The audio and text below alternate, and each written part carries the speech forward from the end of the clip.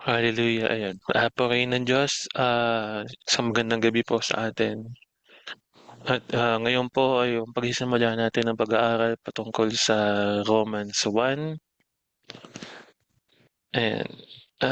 Buong ano pala 'to 'no, Romans. So ngayon pa lang kasi yung araw na 'to ng yung Romans 1. Ayan.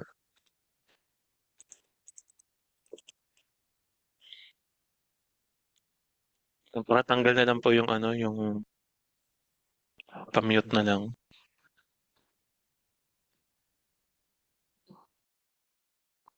Ayan.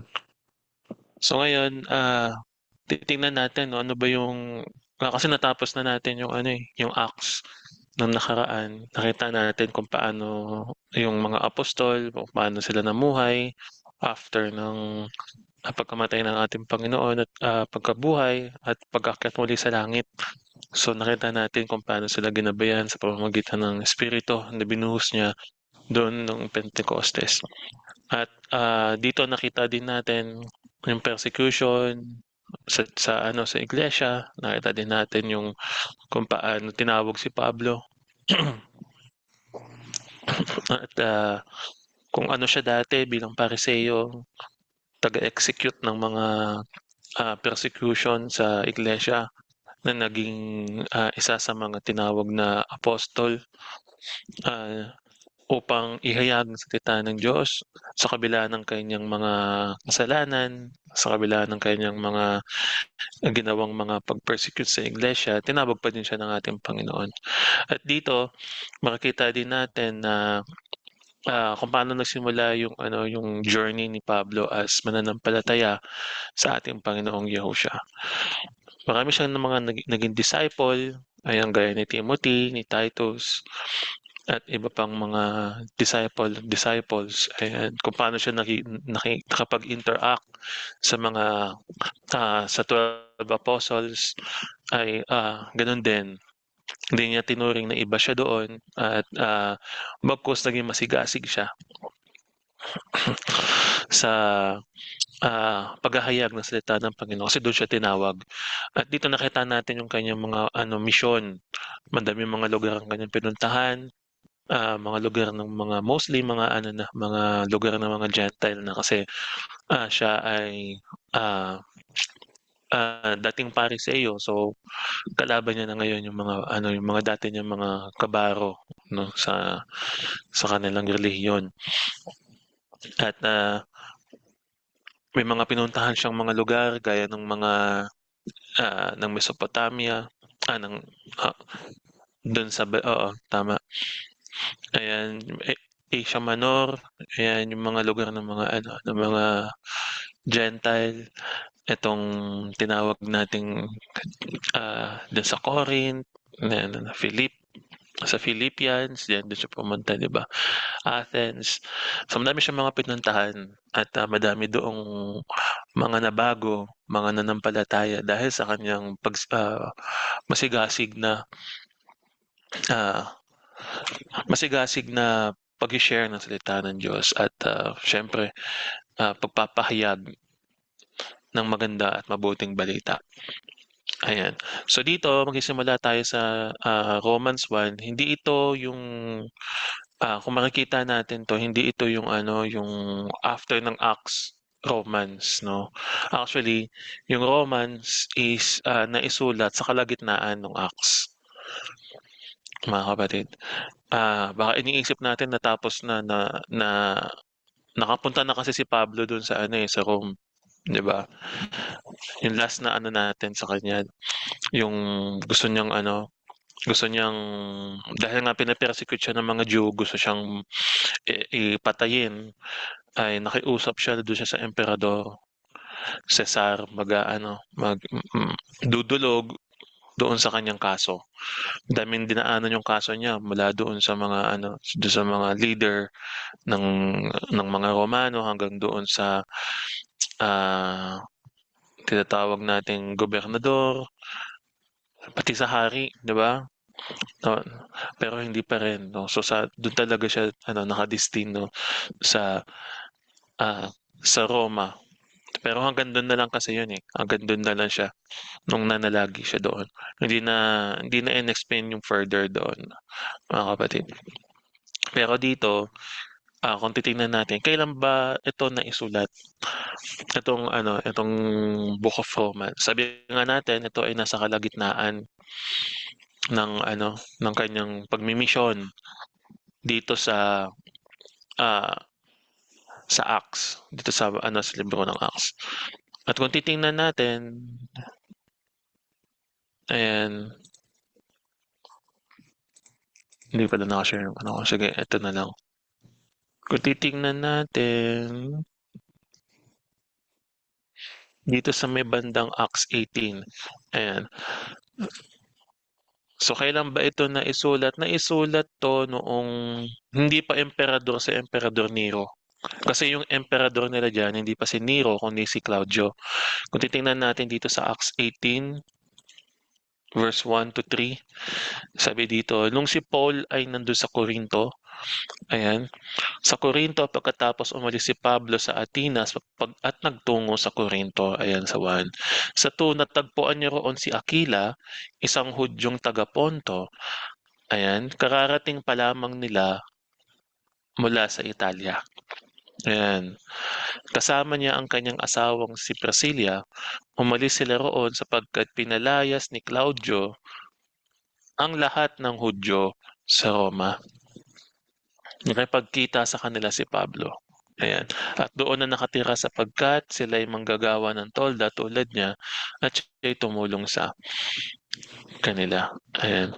So dito makikita natin mga kapatid na ah, nung panahon na si Paul ay nandoon sa Corinto, doon niya doon nila na natagpuan itong si Aquila at yung asawa niya si Priscilla na galing doon sa Rome. So ano yung dahilan kung bakit sila napunta sa Corinth? Napunta sila sa Corinth dahil pinalayas daw ni Emperador Claudio lahat ng mga Hudyo doon sa Roma. So makikita natin sa panahon na yan, meron ng conflict sa mga mananampalataya at ah, obviously hindi makakapunta doon si Paul sa Rome. Bakit? Kasi nga pinalayas nga nung Claudio, 'di ba? So kailan ba 'to namuno si Claudio? Si Emperador Claudio ay naging emperador. Wait lang, tingnan natin kung kailan siya nag-start. Ayan. Ayan, yung 41 AD siya nanungkulan, no? 41 AD at natapos yung kanyang term ng 54 AD. So ibig sabihin, ah, mga 13 years siyang nanungkulan as emperador. Namatay siya. Kaya siya ang pumalit sa kanya, walang iba kundi si Nero. Ayan. So kung titingnan natin, ah, yung Acts, oo, yung Acts tsaka itong Romans naisulat 'to sa panahon ni Claudio, so mga 54 AD. Ayan. So less than 54 AD, mga ganyan. Kasi 54 AD si ano na yan eh, tawag dun si Nero na yan. So less than ano na yan. So kailan yon? Kung titingnan natin kasi, kailan ba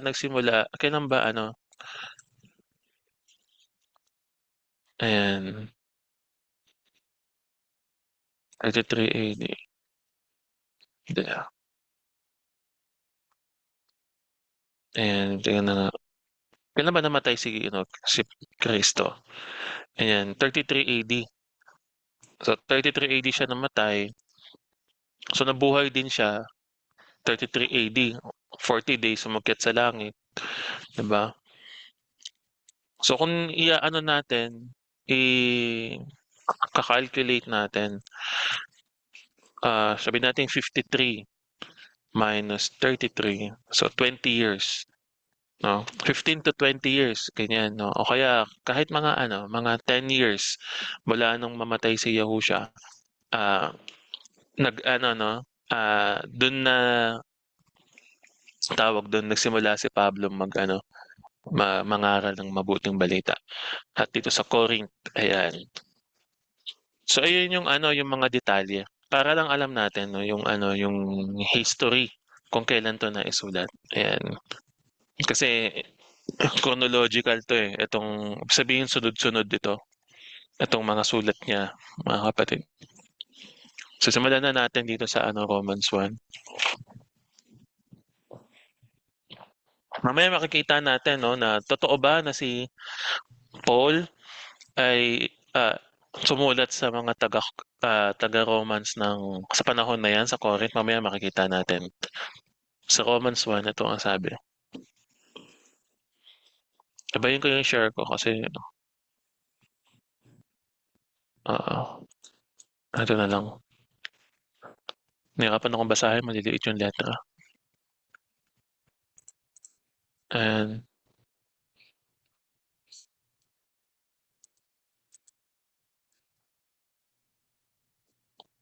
yun pala yung difference.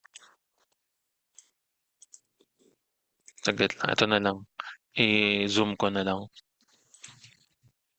And kasi dito meron tayo ditong ano eh, compare. Ayan o, at least nakikita ko kung ano.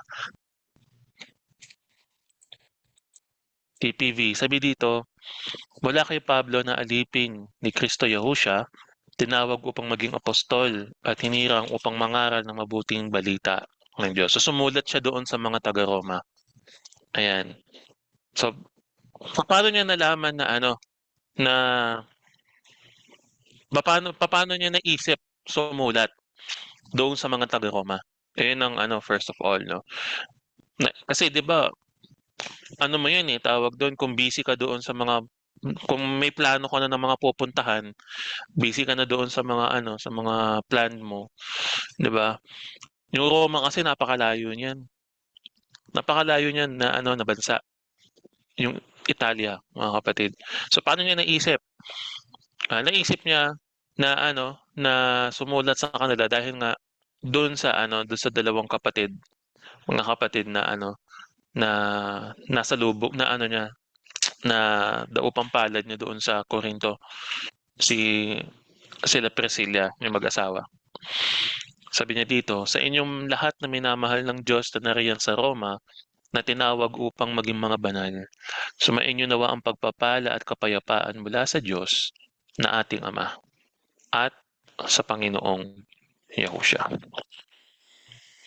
Ngayon, ang mabuting balitang ito na ipinangako niya noon pang una sa pamamagitan ng mga propeta at nasasaad sa mga banal na kasulatan. Ayan. So ito mga banal na kasulatan, walang iba kung hindi yung ano, yung Torah o yung Tanakh kasama na yung ano, yung prophets, mga prophets. Ayan. Ay tungkol sa kanyang anak, ang ating Panginoong Yahushua Mashiach. Sa kanyang pagiging tao, siya'y pinanganak muli sa lipi ni David. So ganun ba yung sinabi doon? Tingnan nga natin sa 3. Mhm. Ayan.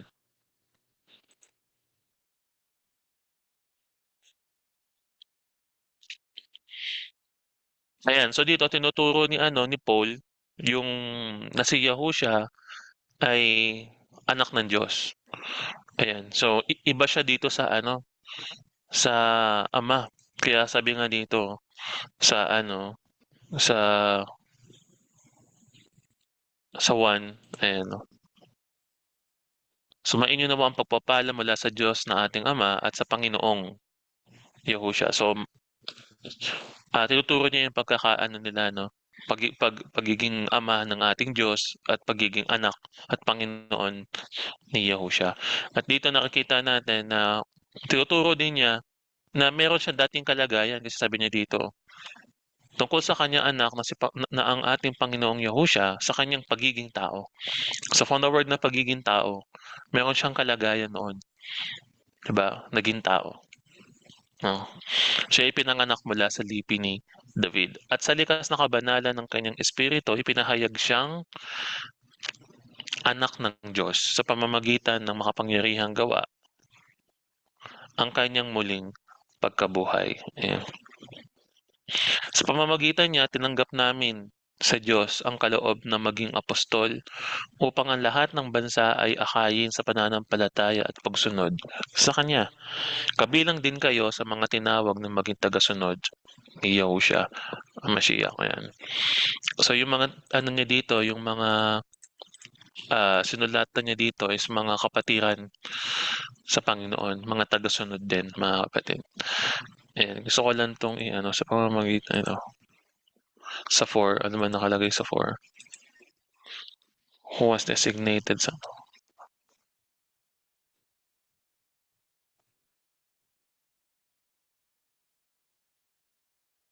hmm, ayan. Tuloy natin sa 7.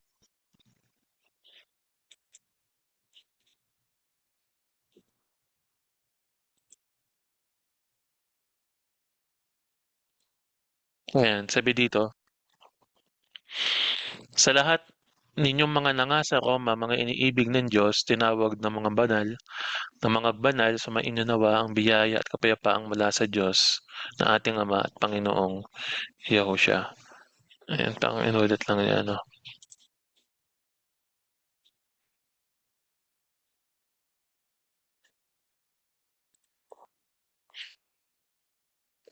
1:8 sabi dito, "Longing to go to Rome." Sabi dito, "Lubos akong nagpapasalamat sa Diyos sa pamamagitan ni Yahushua dahil sa inyong lahat, sapagkat ang inyong pananampalataya ay balitang-balita sa buong daigdig." Ayan, so napaka-faithful pala nila 'no? Ayan 'no, napaka-faithful pala ng mga kapatid dito. Sabi niya diyan, "Lagi ko kayong ininadalangin at ito'y alam ng Diyos na pinaglilingkuran ko ng buong puso sa aking pangangaral ng mabuting balita tungkol sa Kaniyang anak." Ayan. 'Di ba parang obvious naman 'di ba? At dumadalangin siya sa Diyos, ta's pinangangaral niya yung kaniyang anak 'no? So ibig sabihin, itong si Pablo ay ano, ay, ah, talagang masigasig sa pangangaral patungkol sa anak ng Diyos, ayan. Kasi yung patungkol sa Diyos alam na naman ng mga Hudyo yun, eh. Kilala naman nila ang Diyos, eh. Tinatawag nilang Panginoon o Adonai, 'di ba? Ang di lang nilang kilala itong anak, ayan. Lagi kong hinihiling na loobin niyang ako'y makapunta riyan sa inyo. Nananabik akong makita kayo upang bahagian ang kaloob na espirituwal sa ikatitibay ninyo. Ayan. Ang ibig kong ang ibig kong sabihin upang magkatulungan tayo sa ikatatatag ng bawat isa sa pamamagitan ng ating pananalig sa Diyos. Mga kapatid, ibig kong malaman ninyo na ilang ulit na akong gumayak ng pagpunta riyan ngunit hindi ako matuloy-tuloy. Ibig kong makahikayat din diyan ng mga sasampalataya kay Kristo tulad ng ginawa ko sa ibang mga Gentile. May pananagutan akong mangaral sa mga Griego at sa mga barbaro, sa marurunong at sa mga mangmang. Yan ang dahilan kung bakit nais kong ipangaral din diyan sa Roma ang mabuting balita. So dito obviously, meron siyang kakilala doon sa Roma. Hindi pa siya nakapunta doon, 'no? Hindi pa siya nakapunta doon, meron lang siyang nakilala doon sa Roma na pinagbigyan nitong sulat na ito. So siguro naikuwento nila ano, nila Priscilla, 'di ba, yung tungkol sa ano, sa mga kapatid doon at, gumawa siya ng sulat 'no, na magsusuporta sa kanila doon, ayan. At dito makikita din natin na hindi pa siya nakakapangaral doon. Pero bakit may mga ano na doon 'no, may mga mananampalataya na doon, may mga tagasunod na doon. Kung nais niya palang ipangaral diyan sa Roma yung mabuting balita, ibig sabihin ah, meron ng mga ano, naunang mga nangaral doon mga kapatid. Meron ng mga naunang ah, mga mangangaral o nasyaran na sila sabi ng iba nung na-search ko is, si Pedro nanggaling na doon. Peter in Rome. Tingnan natin.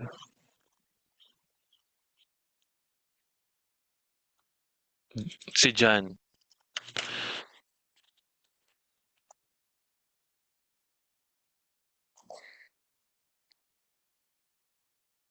Itong si John, puwedeng ito, si John 'no, yung nagpunta na doon na kung sino mang mga, missionary na nakapunta na doon, ayan.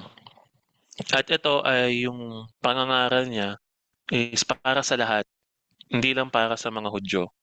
Mangaral siya para sa mga Griego, tingnan nga natin gano'n din nakasulat dito, ayan. Barbarians, ayan, Greek or barbarians, ano ba yung barbarians? Barbarian, meaning,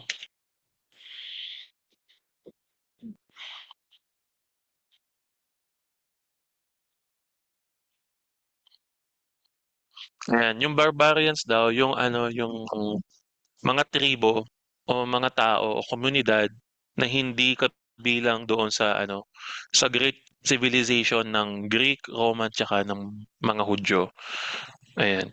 Yung hindi ano, hindi kabilang doon. Siguro mga ano, Egyptian, yung mga ganyan, mga barbarian, ba.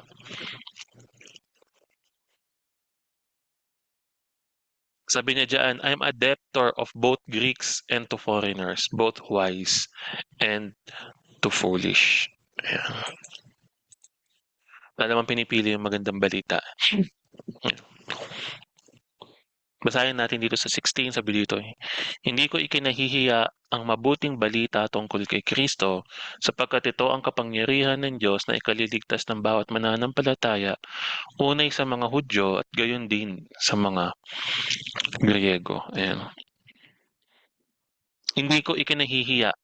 So, ibig sabihin, ah, alam naman natin na ano, ang daming mga ano, challenges sa pagpapahayag ng pananampalataya kay Kristo 'no, sa panahon na 'yan at hindi niya ikinahihiya 'yon. Gaya ng mga apostol, gaya ng iba pang mga kapatid nung panahon na 'yan na walang takot sa pagpapahayag tungkol sa pananampalataya at sa mabuting balita. Inihahayag nito ang pagpapawalang sala ng Diyos sa mga tao ay nagsisimula sa pananampalataya at nagiging ganap sa pamamagitan ng pananampalataya. Ayon sa nasusulat, ang pinawalang sala sa pamamagitan ng pananampalataya ay mabubuhay. Ayan, ano natin, ayan,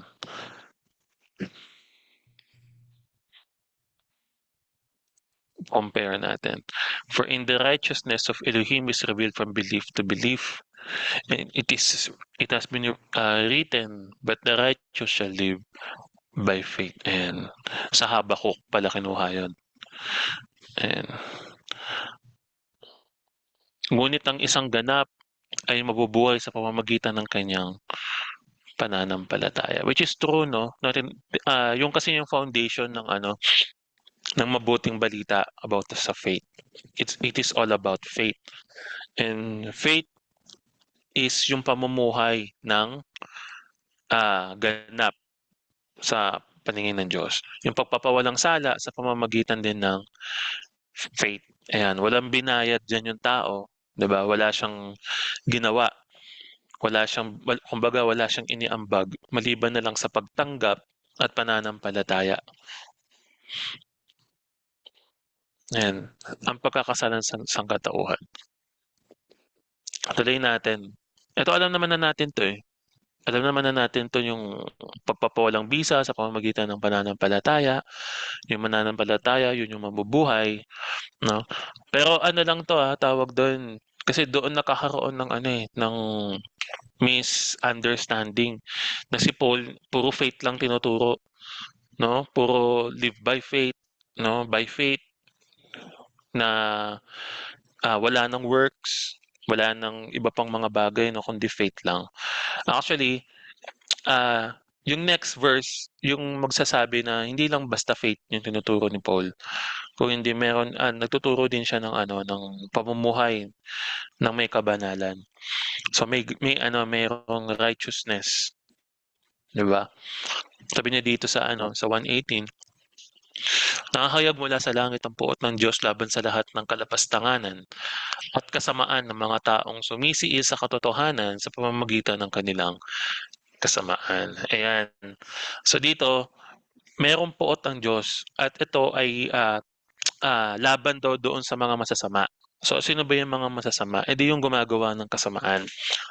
Ano ba yung kasamaan sa English? Ang kasamaan sa English ay wickedness.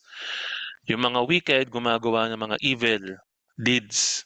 At yung evil deeds, iyon ay in short, mga kasalanan. 'Di ba?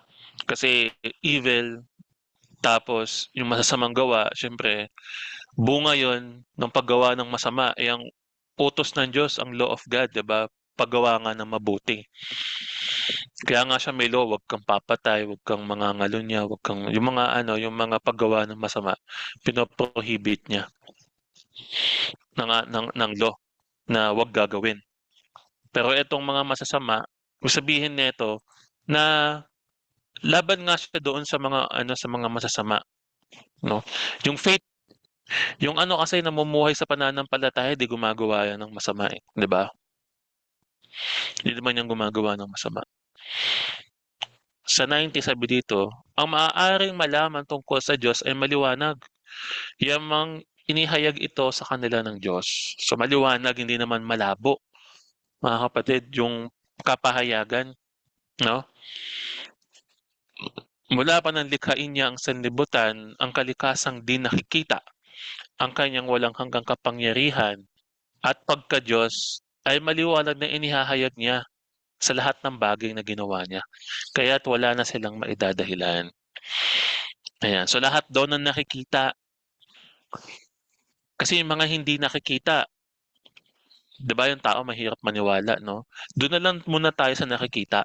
Lahat daw ng nakikita, lahat ng 'yan ay nagpapahayag ng kapangyarihan ng Diyos sa lahat ng bagay na ginawa niya. Kahit nga meron ngang verse dito, sabi dito sa Psalm, your fear,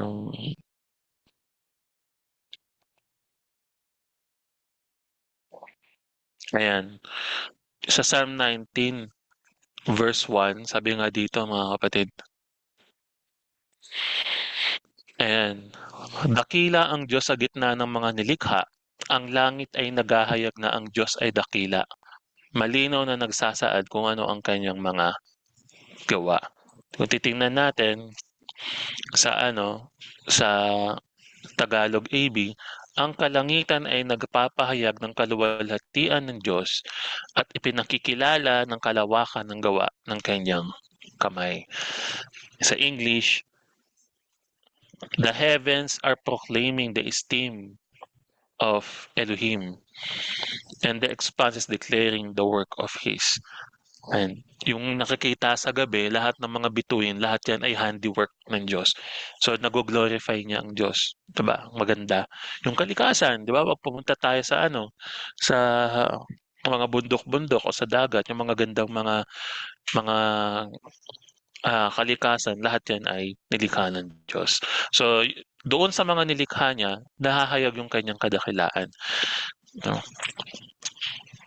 Kahit sa tao, 'di ba? 'Pag lumikha ang Diyos ng tao, na-appreciate natin yung kadakilaan ng Diyos sa pamamagitan ng kanyang mga nilikha. Ayan, sabi dito sa 21, ayan, "Kahit na kilala na nila ang Diyos, siya'y di nila pinarangalan bilang Diyos ni pasalamatan man. Sa halip, naghahaka sila ng mga bagay na walang kabuluhan at nadimla ng kanilang mga hangal na pag-iisip." Nadiliman? Dimlan? Tingnan natin dito, 21. "Sapagkat kahit kilala na nila ang Diyos, Siya'y hindi niluwalhati nilang tulad sa Diyos. Ni pasalamatan, kundi bagkus niwalang kabuluhan sa kanilang mga pagmamatuwid at mga mangmang nilang puso na pinagdidilim. Ayan. Ang mga nagmamarunong ay naging mga mangmang. Ayan.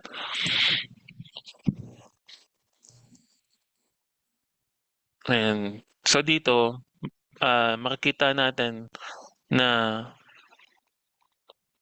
itong mga tinutukoy ni Pablo, nakikilala daw nila ang Diyos. Pero hindi nila pinasasalamatan o hindi nila ina-acknowledge sa buhay nila, mga kapatid. Diba?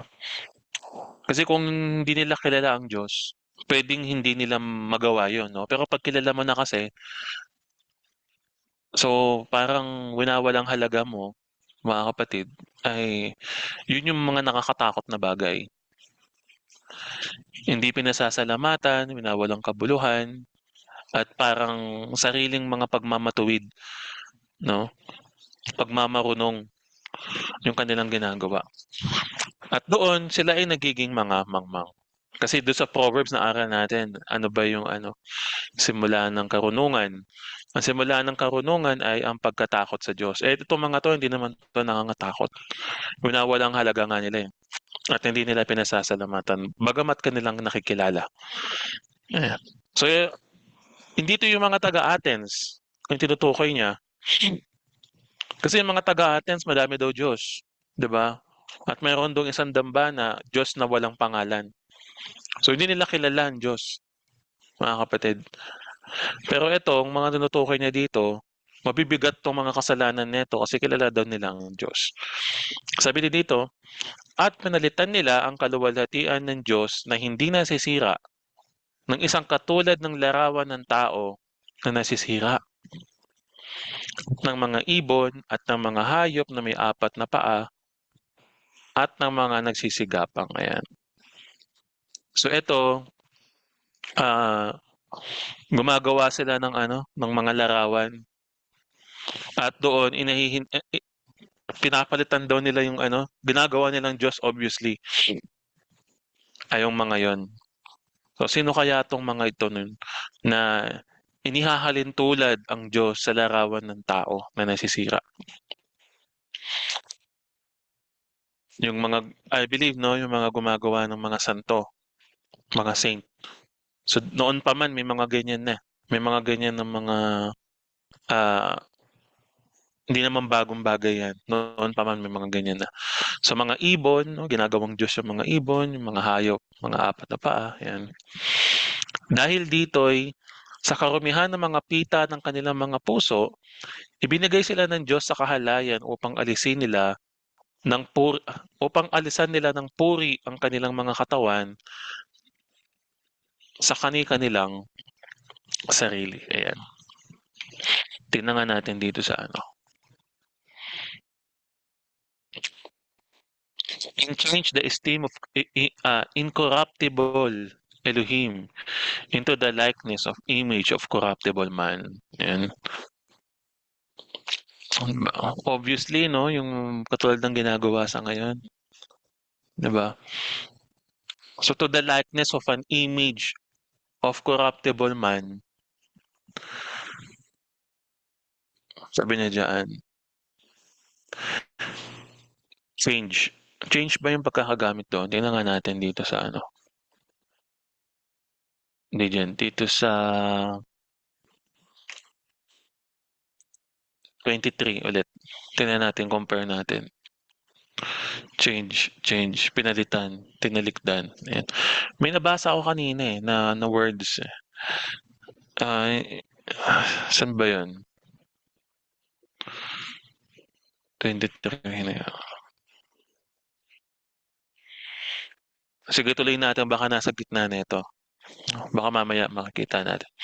Kaya sabi niya doon, kaya hinayaan na sila ng Diyos sa kanilang maruruming pita hanggang sa mag-umon sila sa paggawa ng kahalayan sa isa't isa. Tinalikdan nila ang katotohanan tungkol sa Diyos at panalitan ng kasinungalingan. Sinamba nila at ito pala, sinamba nila at pinaglingkuran ang nilalang sa halip na ang lumalang na siyang dapat papurihan magpakailanman. Amen. Yeah.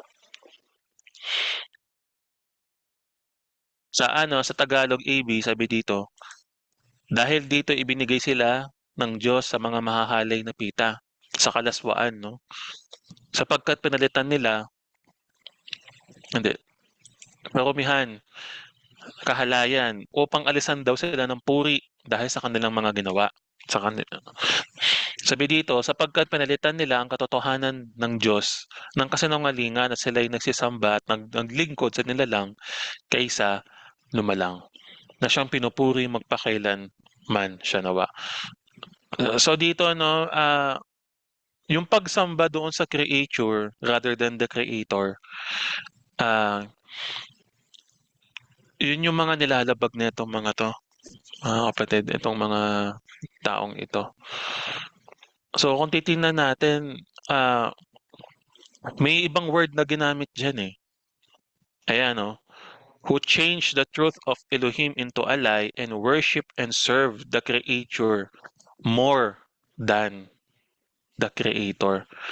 Yung iba kasing rather than parang sa halip na ang creator, yung creature yung sinasamba. Pero sa ibang version na nakalagay dito, more than the creator. Tingnan nga natin dito sa kung anong ginamit diyan, more than o rather than. Eto, sabi dito, above, against, among, before, contrary to, more than,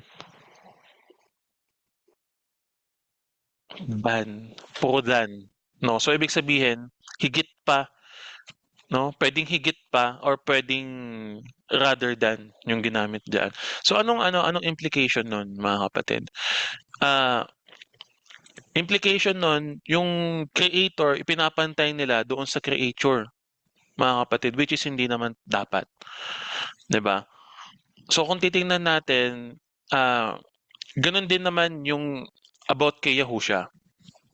About kay Yahusha, 'di ba, may mga ilang sekta na ipinapantay si Yahusha doon sa sa Ama, sa Diyos Ama, 'di ba? Na, ah, na para bang parehas sila ng ng rank, 'di ba? Pero maliwanag kasi yung kasulatan na sinasabi na na we should not worship the creature more than the creator. Yung creator walang iba kundi yung Ama. Si Yahusha isa sa mga sa bigaten. Pagbigaten kasi creation. First of all, 'di ba? Firstborn of all creation. So, makikita natin na na yes, we should worship. Ano ba pagkakaiba kapag winorship natin etong si Yahusha at winorship natin yung Ama? Ano ba yung difference nun? Kung makikita kasi natin, yung difference noon, wino-worship yung Ama as Diyos. Wino-worship yung Anak as Panginoon. At dito makikita natin, ang Diyos kapag winorship ng mga tao, sila ay nagbibigay ng offering. No? Nagbibigay sila nagsasacrifice sila sa Diyos. Gaya ng ginagawa ng mga Israelita, 'di ba? Nagsasacrifice sila, gumagawa sila ng mga mga sacrifice nga para sa Ama, naghahandog ng hayop, mapatay ng hayop, no? Mga gano'n. So sa Panginoong Yahusha, hindi natin yung ginagawa sa Panginoong Yahusha. Hindi tayo, walang kahit isa sa mga apostol ang gumawa ng ganoon, no? O kahit saan sa Bagong Tipan, kasi sa Bagong Tipan lang naman nahayag si Yahusha as as anak ng Diyos. At dito makikita natin si Yahusha mismo sa Hebrews, 'di ba? Siya mismo yung naghahandog sa mismong Diyos. So ganun yung difference, no? Yung worship is yan, tawag diyan, madaming meaning yung worship. Pwedeng pagluhod, pwedeng pagbow, Ayan, worship. So hindi ibig sabihin na ano, na wino-worship natin si Yahushua, siya na yung Diyos na makapangyarihan sa lahat. Kasi lahat sabi dun sa ano, sa second sa Filipos, 'di ba? Filipos 2, Fil ah,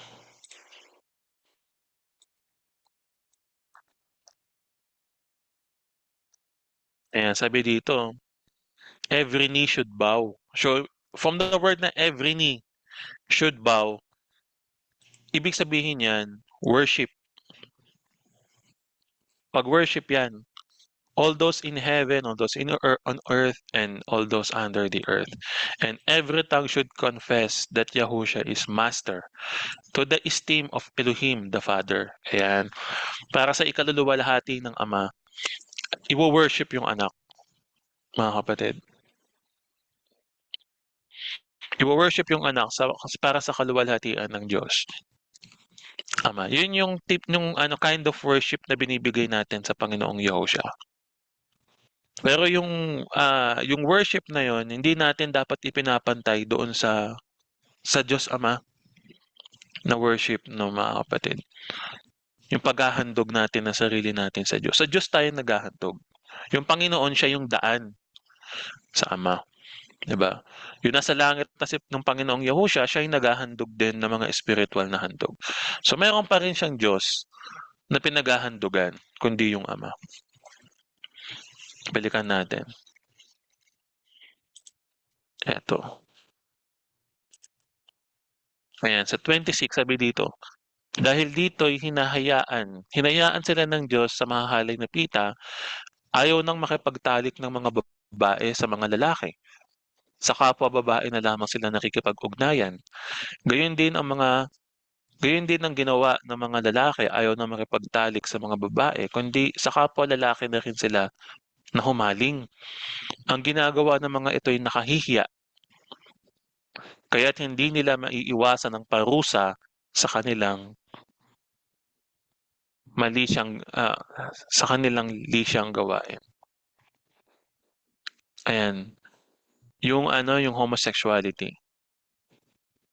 Very obvious sa kasulatan, 'no, mahirap lang talagang tanggapin ng iba na mali talaga,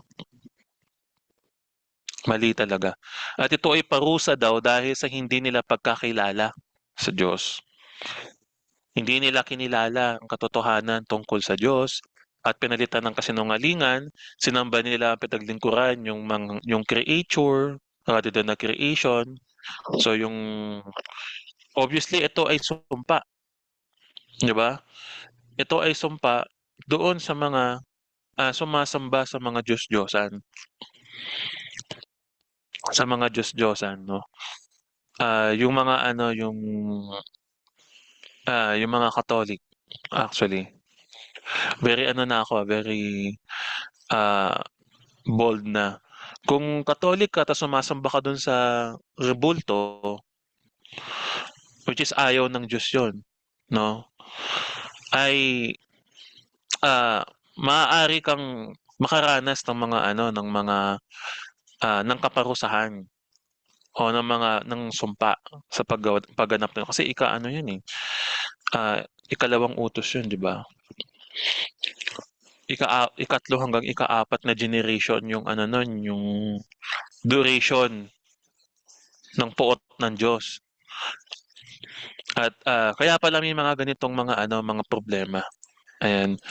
Kaya pala may mga ganitong mga ano, mga curse yung, ah, mga, pamilyang merong mga bakla, merong mga tomboy, ganyan. Dahil ito ay, natanggap ng kanilang mga magulang dahil sa kanilang mga ano, sa hindi pananampalataya sa tunay na Diyos, mga kapatid. Nakuha po natin. Sapagkat ayaw nilang kumilala sa Diyos, hinayaan sila ng Diyos sa kanilang masamang pag-iisip at sa mga di tumpak na asal. Ayan. So dito makikita natin, 'no, babalikan natin dito sa ano, sa una. Sabi dito, ah,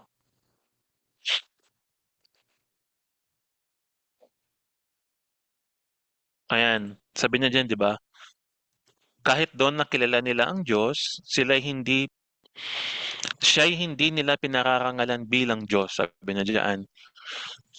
At naghahaka-haka sila ng mga bagay na walang kabuluhan at nadimla ng kanilang mga hangal na pag-iisip, nagmamarunong ngunit lumitaw na mga hangal. So parang sa panahon din natin ngayon 'no, puwede nating i-compare na ang daming mga naiisip na mga ano, na mga pilosopiya, 'di ba? Kaya nga ang daming mga woke ngayon, eh, mga ano, eh, mga tawag dun, ang daming mga yung tinatawag nilang western culture na yung about sa wala ng kasal, live-in na lang, tapos, hindi na pinahahalagahan yung virginity, 'di ba? Tapos yung mga homosexuality, it's normal pagkapanganak 'no, na, yung parang pinalalabas na nagkamali ang Diyos na ginawa silang babae, pero kasi lalaki yung feelings nila, eh, 'no? O kaya lalaki sila, feeling nila babae sila, nagkamali yata ang Diyos doon, 'no? Dapat yata nasa katawan ako na babae, hindi sa lalaki. So ganoon, 'no? Gumagawa sila ng mga batas na pag-aaral na mga nagpapatunay. 'Di ba ngayon puro psychology, 'no, puro pag-iisip, 'no? Kahit yung mga ano, yung mga tinatawag nating mga pronouns, 'di ba? Kahit alam naman natin yung tama at mali, pero pinipilit nilang gawan ng ano, ng mga, ah, ng paraan para tanggapin ng tao na normal at ano, hindi ito taliwas sa ano, sa katuruan ng Diyos. Pero yung mga anak ng Diyos alam kung tama at mali, eh. Alam yun kung tama at mali. Hindi tayo magogoyo ng mga ganoon, mga ano, mga, pilosopiya 'no. Oo, kung masasaktan sila kasi gano'n talaga yung katotohanan. Kasi tinalikdan nila yung katotohanan ng tungkol sa Diyos, eh. Eh, tayo niyayakap natin yung katotohanan. Ano ba yung katotohanan? Yung kanyang salita, 'di ba? Yun yung totoo, mga kapatid. Kaya nga tayo tignan niyo yung mga ano, yung mga tawag dun, yung pamilya na, nananampalataya sa Diyos, sa tunay na Diyos 'no, at nag-aano, tawag dun, nilalagay yung sarili nila talaga doon sa pananampalataya sa Kristo, regardless kung anong name na ano nila, na tinatawag nila. Tignan niyo, wala namang mga ganitong mga sumpa, 'di ba, na homosexuality ganyan, wala namang mga ganyan-ganyan. So usually yung mga may mga ganyan, yung mga talagang sumasamba sa mga Diyos-Diyosan talaga na ah, mga ginawang mga rebu-rebulto 'no, mga ganoon. Mga sakit, mga karamdaman na 'yan, mga kapatid. So itong lahat ng ito, hinayaan daw ng Diyos, hinayaan. So from the word na hinayaan, may naging cause nito. May naging cause na hindi ang Diyos yung nag-ano, yung gumawa 'no. Kasi from the word na hinayaan, parang 'di ba, parang nangyari siya, hinayaan na lang ng Diyos na mangyari sa kanila. Ibinigay na lang sila doon, parang gano'n yung ano. Kasi yung mga masasama naman, masasamang gawa, 'di ba sa kaaway naman 'yan, sa kaaway naman 'yan, eh. At lahat naman ng kasamaan may kabayaran. Ito yung kabayaran ng kasamaan na 'yon 'no, hinayaan sila ng Diyos na magpatuloy doon at sila ay nagkaroon ng ganitong mga pag-iisip. Sapagkat ayaw nilang kumilala sa Diyos. Hinayaan sila ng Diyos sa kanilang masamang pag-iisip at sa mga di tumpak na asal. Sa 29, naging alipin sila ng lahat ng uri ng kasamaan, kabuktutan, kasakiman, masasamang pag-iisip, napuno sila ng pagkainggit at masasamang hangarin, na humaling sa pagpatay, pagtatalo, pandaraya, sila'y masisitsit, mapanirampuri, napupuot sa Diyos, walang pakundangan, mapagmataas, mayayabang, mapagkatha ng kasamaan, mga suwail sa magulang, mga hangal, mga taksil, mga walang puso at di marunong lumingap sa kapwa. Bulag, parang ano talaga 'to 'no, spiritually, ano 'to tawag dun, spiritual blindness pala ito. Yung mga gano'ng mga tao, dahil hindi sila kumikilala sa Diyos, hindi nila alam na sila ay, ah, nasa ilalim pala ng sumpa na hinayaan ng Diyos na dun sila mapunta. Kasi dito sabi dito, nalalaman nila ang utos ng Diyos na dapat mamatay ang mga gumagawa nito. Gayunman patuloy sila sa paggawa nito at natutuwa pang makita na ang iba'y gumagawa ng gayon. Ah, 'Di ba? So yung kasamaan talaga ng hindi pagkakilala sa Diyos. Kaya nga yung ano natin, yung purpose natin 'di ba, yung Great Commission is maipakilala ang Diyos lalo na sa mga youth, sa mga bata, 'di ba? Sila kasi yung next generation, eh. Sila yung mga nasa next generation. So, ginagawa natin ng way na na impart sa kanila yung, mahahalagang mga utos ng Diyos. Yung Ten Commandments, ayan. Kasi kung nasa Ten Commandments ka, actually wala sa'yo 'tong mga ganitong mga sumpa, 'no? Ten Commandments 'to, eh, lahat. Tignan mo, kasamaan. Tignan natin dito sa Tagalog AB 'no. Ayan, mahalay na pag-iisip, 'di ba sa isip pa lang 'no, adultery, 'di ba? Ano pa diyan, gawaing mga hindi nararapat, yung mga hindi dapat gawin, yung mga hindi ayon sa utos ng Diyos, nangapupuspos ng buong kalikuan, kasamaan, kasakiman, yung kasamaan tsaka kasakiman. Kasakiman yung pagiging makasarili, 'di ba? Kahalayan, puspos ng kapanaghilian. Ano ba 'yan, kapanaghilian, ano ba 'to? Tingnan nga natin. Ayan, English na lang, mas madaling i-ano, mas madali dito sa English, Ayan, being filled with unrighteousness, fornication, ito yung ano, tawag dun, yung, pagsasama, pakikipagtalik sa hindi asawa, fornication.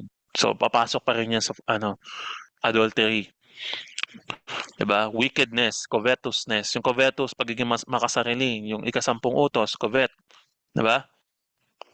Malicious, pag-iisip ng masama sa kapwa, no? Death, ano yon, ika-anim na utos, huwag kang papatay. Malisyoso, envy, naiinggit, kasama dito sa covetousness, 'di ba? Naiinggit siya, gusto niya meron din siya, kaya naiinggit siya, 'di ba? Murder, obviously, 'di ba? Debate, pakikipag-away. Deceit, pangloloko, no? Ika-siyam na utos. Malignity and whispers. Yung whispers, same to ng ano, ng hindi, whisperers mga ano 'to, ibang whisper 'yon, yung pagiging marites, 'no? Whisperer, ito yung nakikipag-usap sa mga patay, sa mga kaluluwa, whisperer, 'yon. So ito is yung paglabag 'to sa unang utos tsaka sa ikalawang utos. Kasi yung mga whisperer usually gumagamit sila ng mga ano, rebulto, 'di ba? Na whisperer. Ayan, malignity. Ano ba yung malignity? Pandaraya.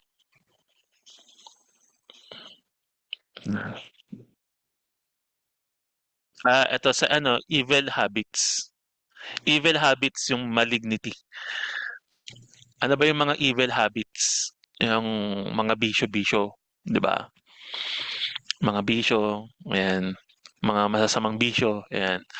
Tuloy natin sa 29. 30, tingnan natin, compare. Back Backbiters, no? Sa ano, yung mapanira, yung naninira nung Kung sinisiraan yung kunyari wala dito pinag-uusapan, 'no, backbiters, haters of Elohim, ayan. Despiteful, proud, mga mapagmataas, 'no? Mga ibang inventors of evil things, yung mga ano, yung mga yung mga pronouns na yan, imbento lang ang kasamaan yan, eh, 'di ba? Yung same-sex marriages, 'di ba? Inventors. Disobedient to parents, kasama din pala 'to, 'no? Mga ano, mga suwail ng mga anak. So 'tong parents na 'to 'no, puwede ka kasing tawaging disobedient to parents, kahit yung masama yung parents mo. Puwede pa rin yun, eh, 'di ba?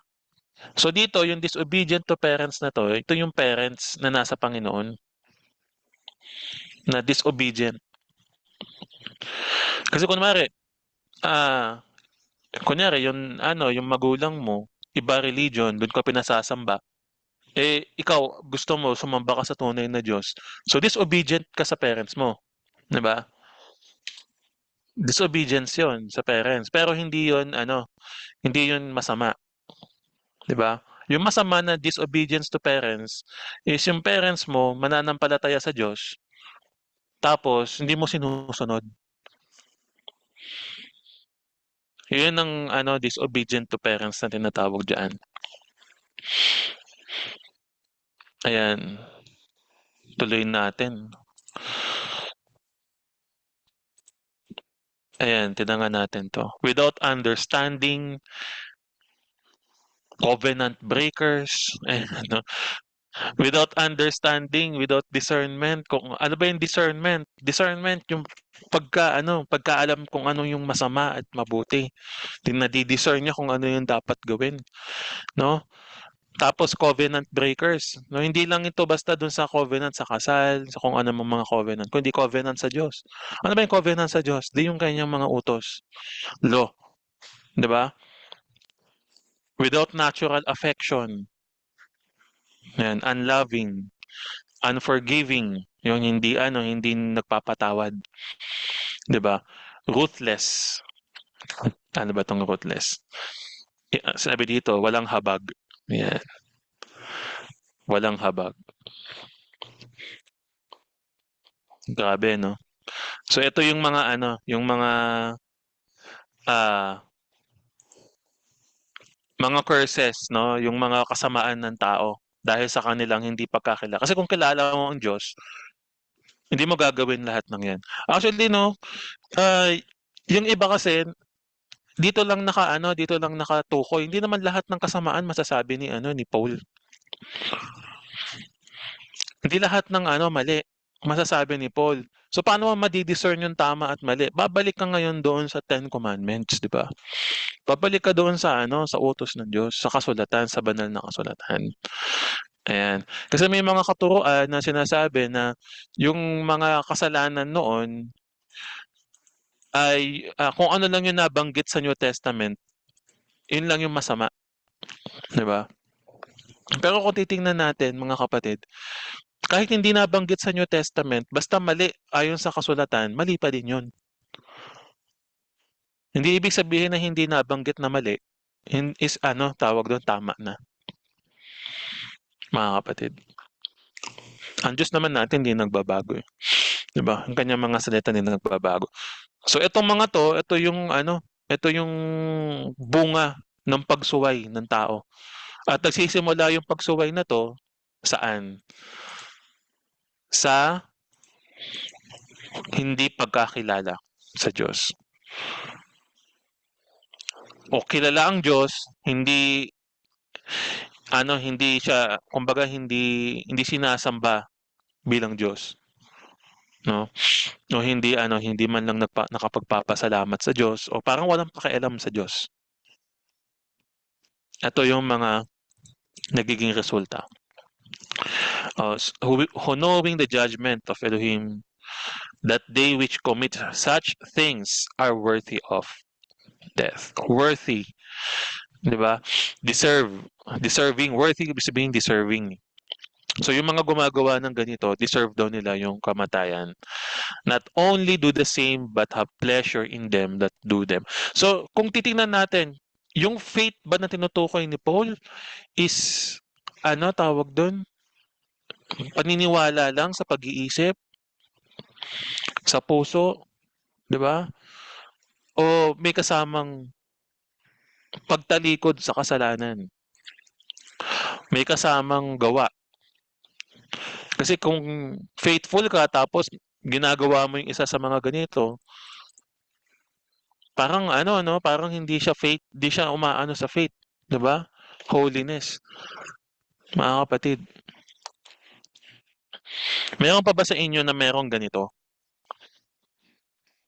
Yung parang kasi kung ano, kung meron pa, ibig sabihin may ano pa, meron pang ano tawag doon, meron pang area of ah, improvement para sa Diyos na gagawin. Kung meron pa, 'di ba? Kung meron pa. Pero kung wala na, purihin ng Diyos, no? We are in the right track, 'di ba? Pero kung meron pa, 'yun ang idudulog natin sa Diyos. Hindi naman ibig sabihin na dahil meron ka pa, di na tayo nasa Diyos, no?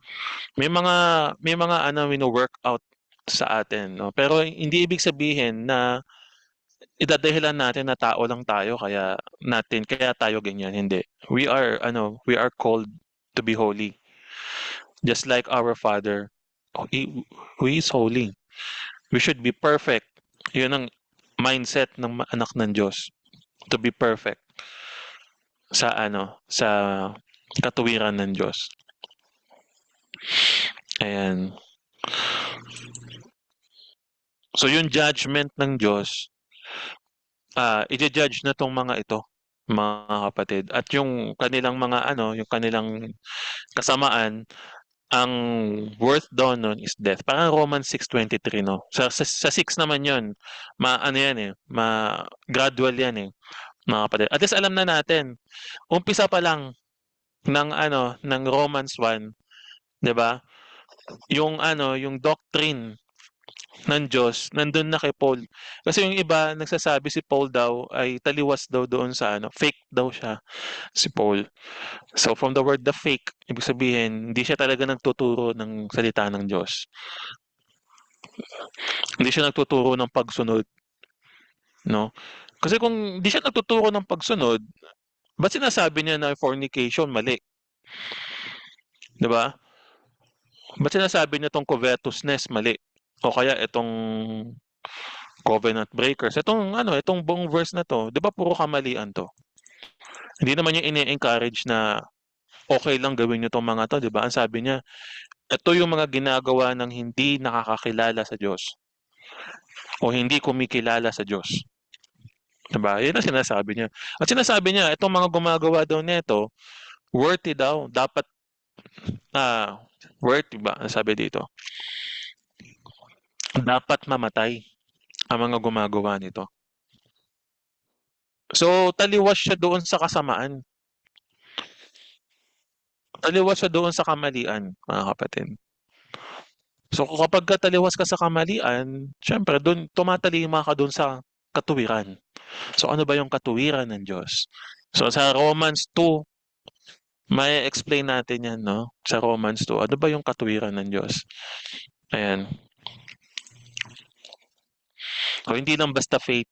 Yung faith, pagka may faith ka, hindi mo gagawin tong mga to. Ayan, yun yung ibig sabihin ng faith. So may bunga yung faith. Ito, bunga to ng ano, itong mga to, bunga to ng hindi pagkakilala sa Diyos. Bunga to ng kasamaan. No? Yung bunga nun, kasamaan, hindi pagkakilala sa Diyos. Pag kilala mo ang Diyos, tumatalima ka sa Diyos, sumusunod ka sa utos ng Diyos, hindi mo gagawin tong mga to, mga kapatid. Ganun lang yung kasimple. So yung mga nagsasabi na wala ng 10 commandments, hindi nila alam yung sinasabi nila. Obviously. No? Kasi itong lahat ng to, 10 commandments to eh. 10 commandments yan eh. No? So on and so forth, hindi ko na rin i-explain ng mas malalim pa kasi tawag doon, may explain din naman yan dito sa mga next verses. Ayan, sa purihin ng Diyos siguro yun na lang po muna. Meron ba tayong ano, maaga-aga pa naman, meron ba tayong nais tawag dun, i-open up o insights? Sige po.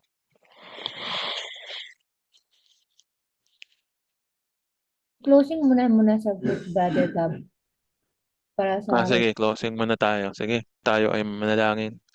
Salamat Ama sa inaral namin 'tong Romans 1. Salamat sa, katuruan, Ama, na dapat ka naming kilalanin at hindi namin dapat i ipantay ka sa kung ano mang mga bagay, i-contain ka sa anumang mga gawa ng tao, sa creature.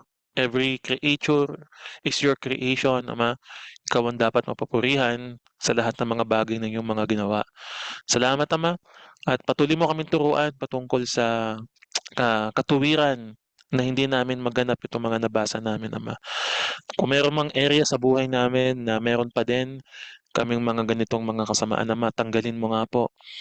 Tanggalin mo nga po. Ang nais namin mamuhay kami ayon pagka ah, sa pagkalaan sa iyong, iglesia, Ama. Nais namin maging kabahagi ng iyong kaharian at alam namin itong mga ito ay yung magiging stumbling block sa amin upang hindi namin makamit na makasama ka namin, hallelujah. Sa pamamagitan ng pagsunod din sa aming Panginoong Yahushua na siyang, example namin sa katuwiran, hallelujah. Salamat, Ama. Hayaan mo nga na makapagpatuloy kami sa faith na meron kami at, makapag-aral pa kami sa mga susunod kasama mga kapatid, hallelujah. Patuloy mong ingatan ang bawat isa at ikaw ang maitaas sa buhay namin, Ama. At, sa mga pag-aaral pa namin, we ask for your guidance, na wisdom and knowledge, Ama. Patuloy namin, matutunan pa ang iyong mga salita, hallelujah. Salamat po. Pinupuri ka namin, sinasamba sa pangalan naming Panginoong Yahushua. Amen. So yun lamang po, sa susunod po muli sa Romans 2. Hallelujah.